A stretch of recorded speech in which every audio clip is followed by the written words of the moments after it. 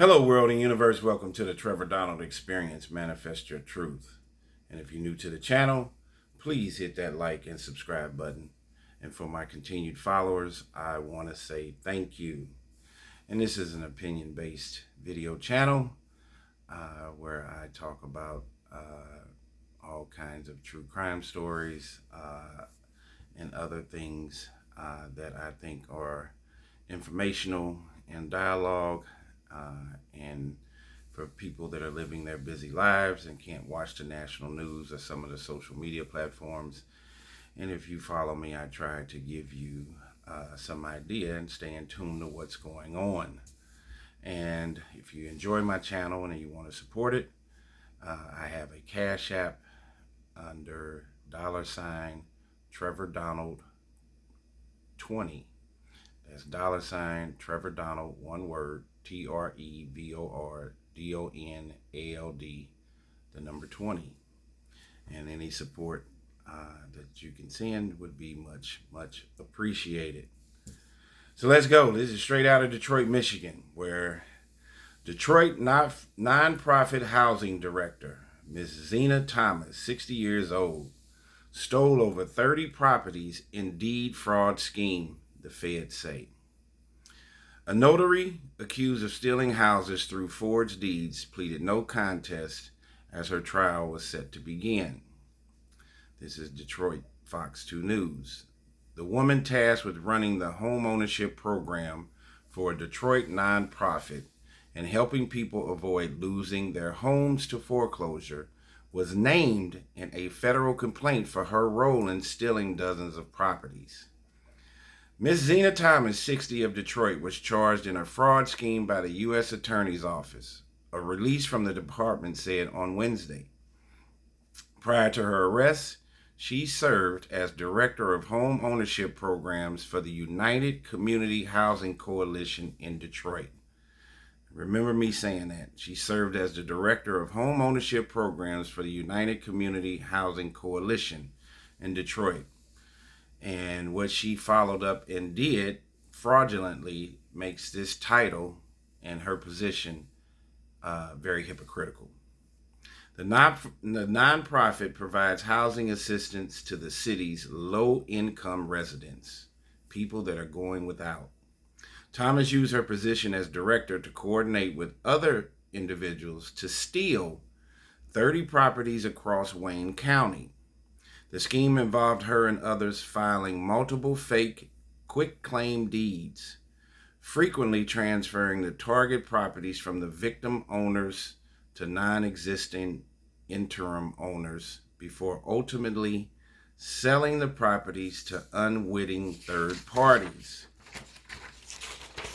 It goes on to say the deeds appeared legitimate, Ison's office said, because they were falsely notarized by Ms. Thomas and another person.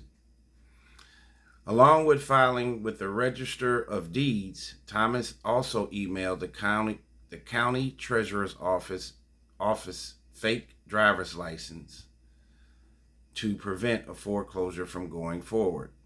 So here again, Thomas also emailed the county treasurer's office fake driver's license. She emailed fake driver's licenses to prevent foreclosure going forward. She received some payment through wire transfers that deposited money into a bank account associated with the realty company she had set up.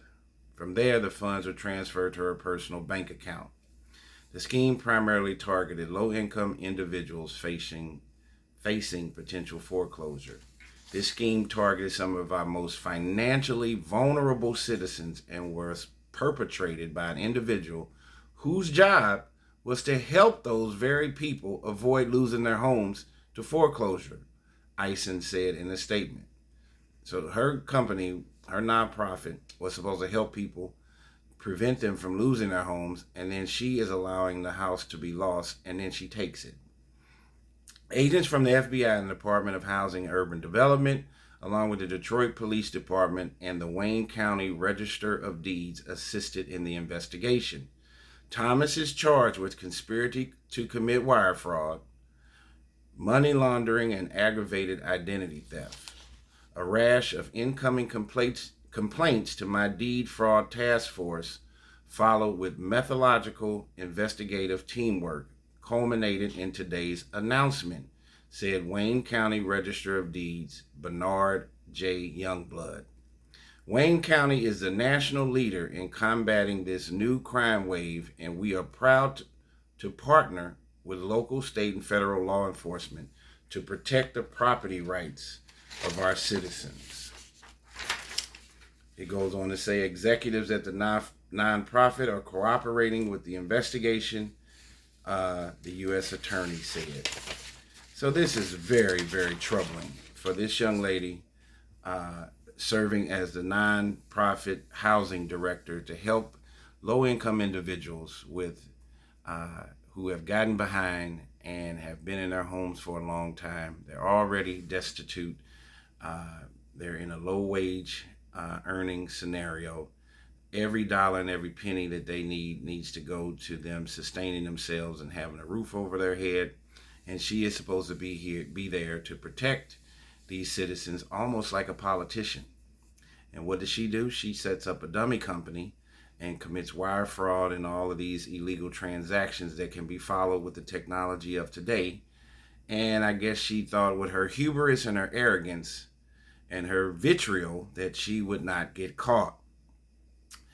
In today's time, with surveillance cameras, with technology, with towers for cell phone towers, and everything is at the push of a button with our phones and our computers, there is a history and a log that shows everything that you Google, wire transfer, place in a bank account, take out of a bank account, and there's no way around it if you end up in the belly of the beast for criminal activity. This also sounds very familiar to a video I did a month or two ago about a young lady down in San Antonio who worked for the military and had a non-profit organization for kids with cancer. And this young lady stole over $100 million in 7 years, right under the military's nose. $100 million. And she finally got caught. I think in these situations, both of these individuals who are almost, like I said, representing the people, almost like a politician, are going to be made example of. This was a woman in San Antonio of minority descent, and this is an African-American woman out of Detroit. And the legal system is going to hit her hard. We're talking about government funds, taxpayer dollars that are going to these organizations, and this money is being used like it's their own piggy bank and extemporaneously. This young lady, who's not a young lady, she's 60 years old and should know better, is probably going to serve some time in prison to be made an example of, so this does not happen again. So she profiteered. Look at the dichotomy in the word. She worked for a nonprofit, and she found out and wiggled her way into a mousetrap of trying to profiteer off of low-income individuals that probably look just like her. So just when we think we have this axiom of white America and the white establishment always taking advantage of people of color, we also have people that look just like me and you, and looks like they're victims that are taking advantage of each other. So this taking advantage of someone who's in desperate need is not based on race, creed, color, or gender. Is based on your honesty as a positive, God-fearing, and righteous individual. And this young lady evidently had some demonic, slick forces that were guiding her, and she got caught with her hand in the cookie jar, in the nonprofit cookie jar. Tell me what you think. This is straight out of Detroit. 60 years old Miss Zina Thomas is in trouble for stealing over 30 properties in a deed fraud scheme case. We have to make everybody accountable, and we want good people no matter what color you are, male, female, white, black, green, or blue. This is the Trevor Donald Experience. Manifest your truth, tell me your thoughts, and live your life in a positive, righteous, and God-fearing way.